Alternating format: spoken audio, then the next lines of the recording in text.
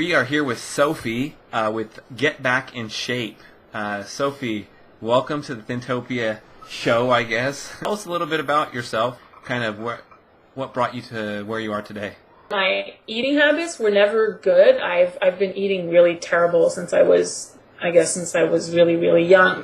I was brought up on Mae West and Joe Louis. I don't know if you guys have that in the States, but they're like Twinkies and stuff like that. You know, like I would have that all the time and lots of chocolate and candies. Like a normal kid, but being active, you were pretty much I was okay. really active. I never gained weight. But then when I stopped being active, I gained like so much weight in those 2 years. Right. And then puberty started, and I gained a lot more weight. So as long as I can remember, I've always been fat. And I think at 12 years old, I weighed 200 pounds. Wow.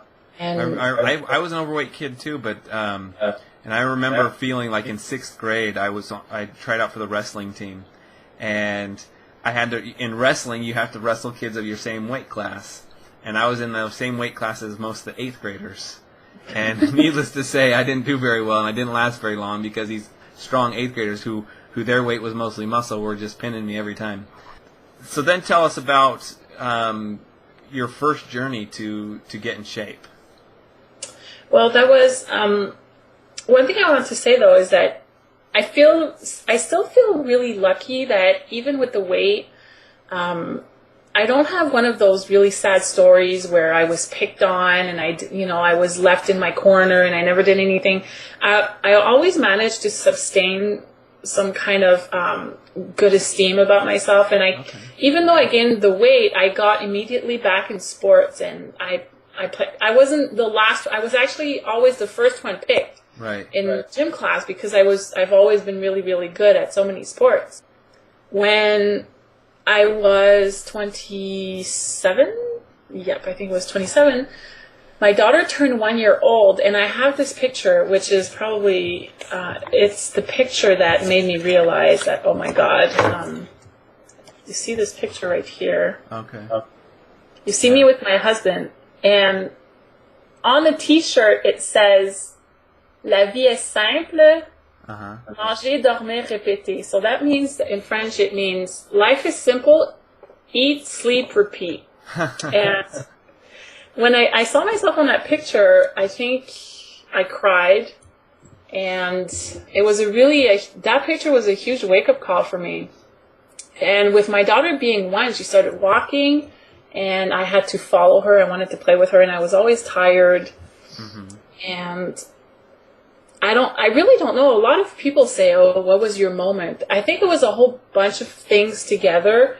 Also the fact that I'm a TV producer in real life, and we had been producing a fitness show, actually, because we produce mostly sports shows for the Sports Network. And for 2 years now, we had been producing the fitness show, and I so did not look the part, and I felt terrible when I would go and meet with sponsors or with people that we would interview. I'd have all this extra weight, and here I am promoting, a fitness show. And we had decided we wanted to portray somebody on the fitness show that would lose weight in a year, every month, because it was a monthly show. Every month we would show their progress. And I'm like, why don't I do it? I mean, I have extra weight. I'm the producer. So I decided to put myself out there. And you can actually see that on my website. You can see it's my 2003 transformation. All the segments that were aired on TV are on there. So you can actually see that from beginning to end. And at the end, I actually did a triathlon. And you see that too. That was one of my extra challenges that I gave myself back then. I tell people I wanted to look how I've always felt. Because I've always felt sort of good about myself. But I never looked like I felt. And I was, I don't know, it was just the world's crashing together and made it the right timing. It's all about timing. A year, I went from this. This is the first picture I took of when I started. That was in August 2003, and this is in August 2004. Oh, wow.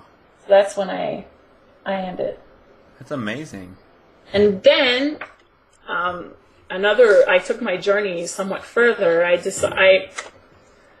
guess I I sort of freaked because I saw myself that way for the first time. And during my journey, I ended up taking all my trainer certification, spinning instructor, because I really fell in love with the fitness industry.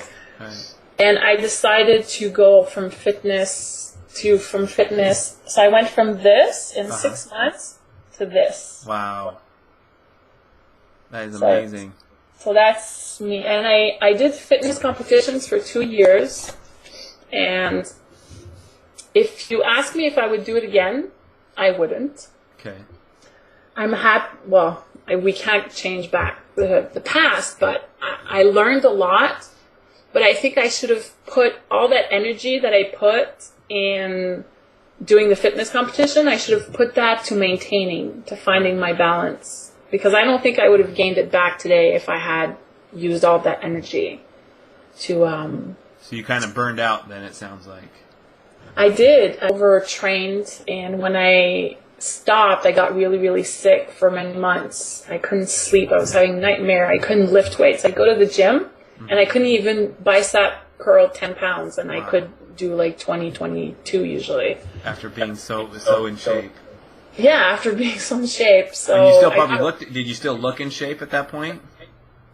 Well, when I stopped cold turkey, which is totally terrible.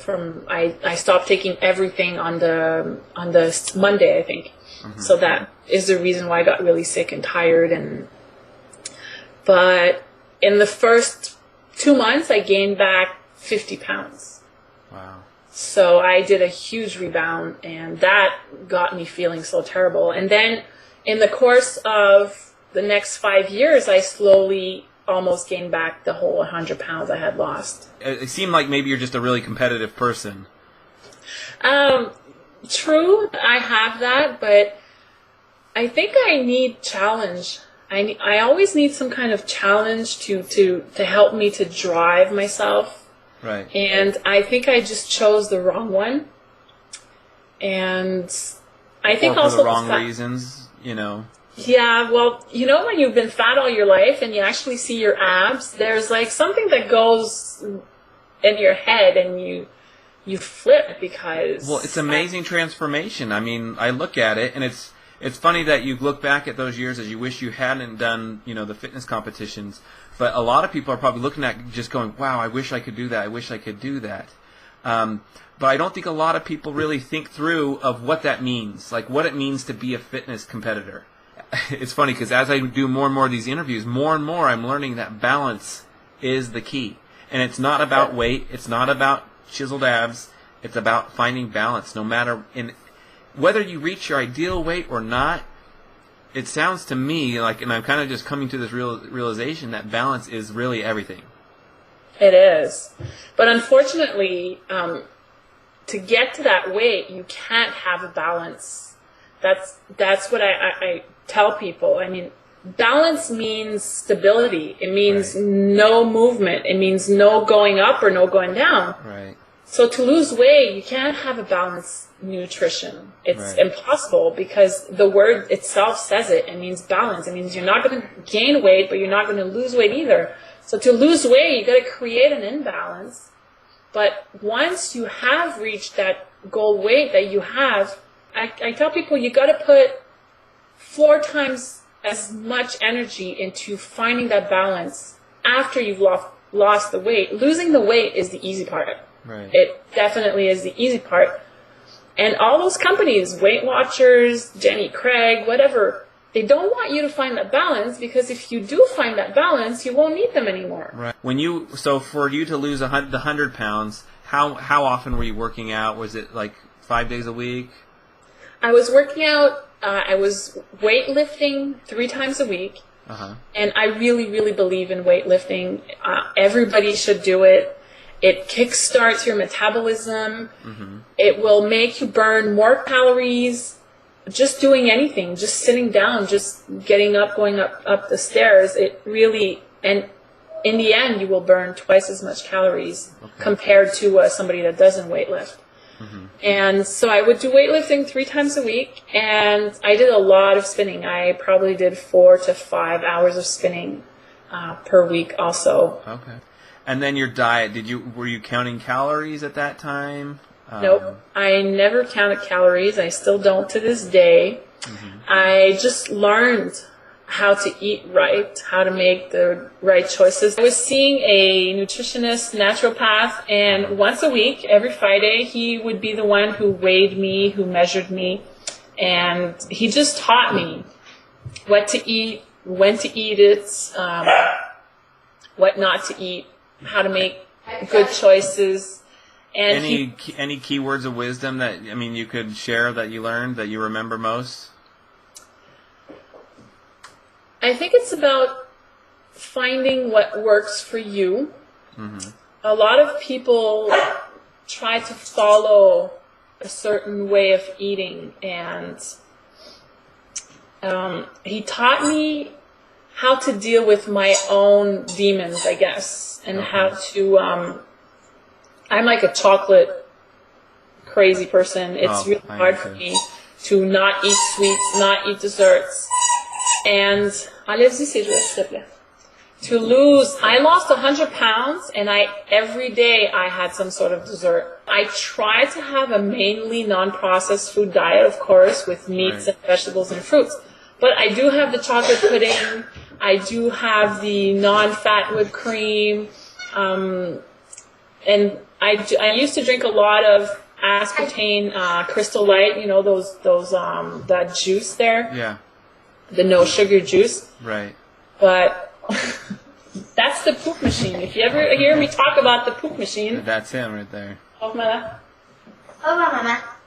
It's my Mountain Bernie. He's cute. She's 4 months old and she just poops everywhere. It's so annoying. Okay, sortez là. Sors, laisse-moi finir. And, yes, I think it's about finding what will work for you and what you see yourself doing for the rest of your life. Right. So then when you went into the fitness competition, did you end up you had to cut out some of those things that you loved? Yes. Yeah, and that was really, really hard. This time around, I'm trying to cut a little bit too, because I'm making some healthier choices. Like I cut the Crystal Light juice completely. Okay. And cause my daughter started to eat it a lot too, to drink it. It's 0 calorie, right? Yeah, it's 0 calorie, but it's so much aspartame. Right. And she was drinking only that all day long, and it was, I was worrying for her. Right. And I think that you lead by example the best. So I decided to myself stop drinking it. Okay.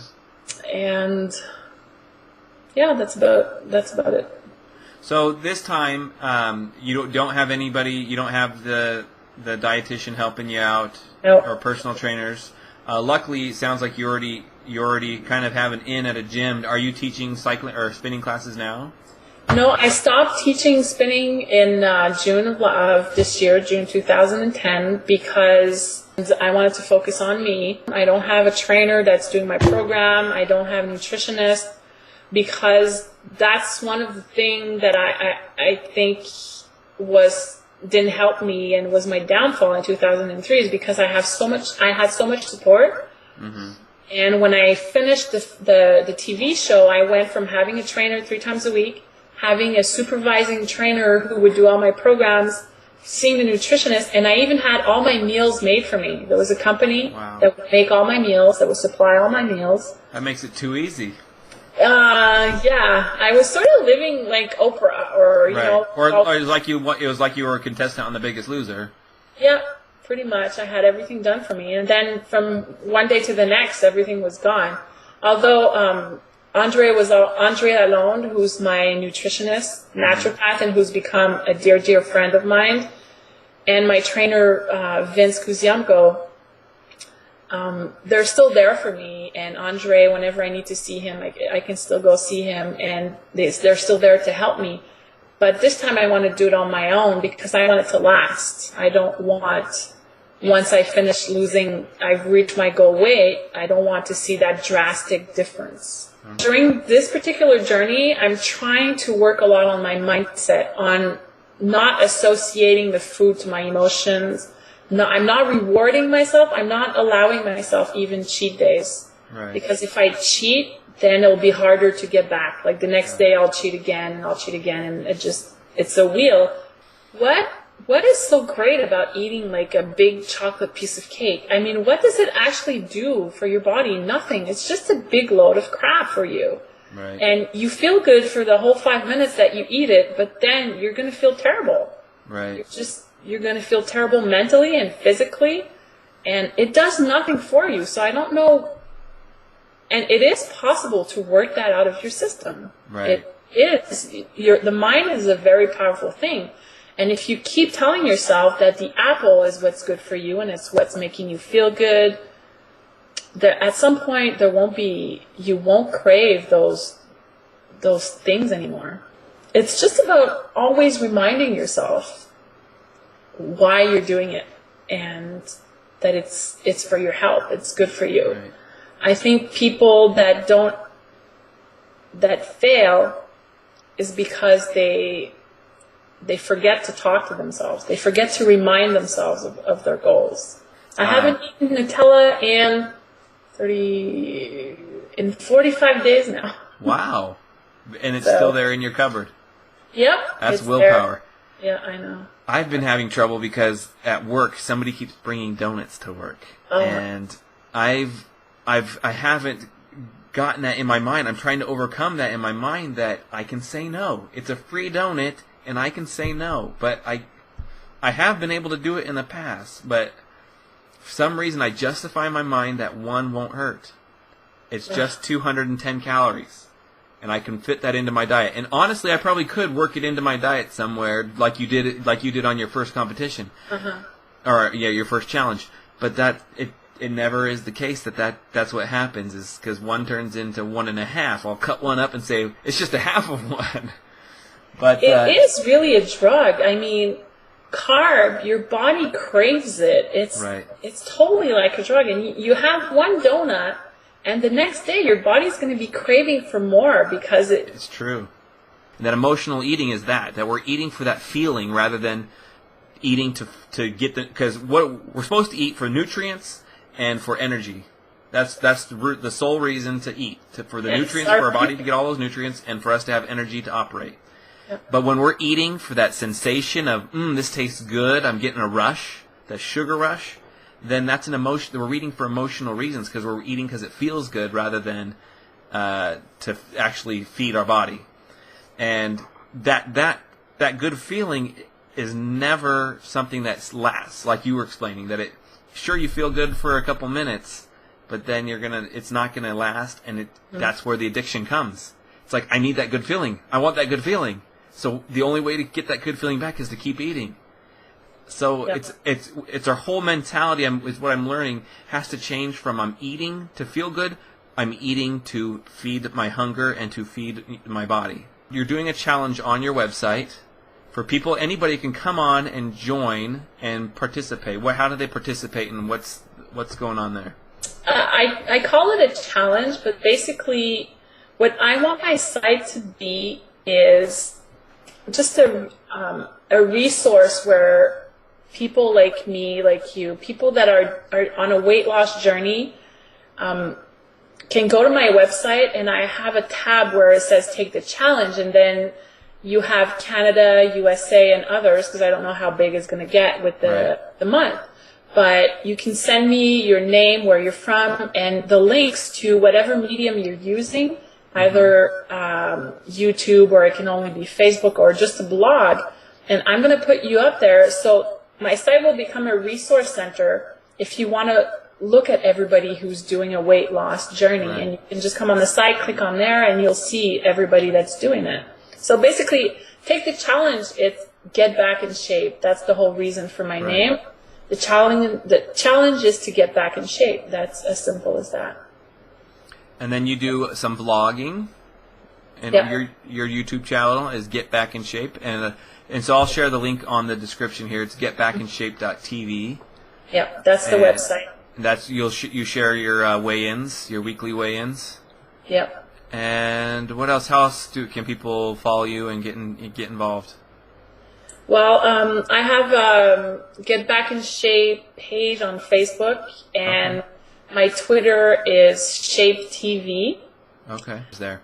So hopefully, I would highly recommend to anybody watching this interview to go check out Get Back in Shape channel, and I'll definitely put a link down here, and subscribe, because she knows what she's doing here. She's already lost it all, and she's basically lived every person who's trying to lose weight, she's lived their dreams, so she knows what it's like. Yeah. All right, so Get Back in Shape. Thank you very much, and have a great night. Thank you. Talk to you later.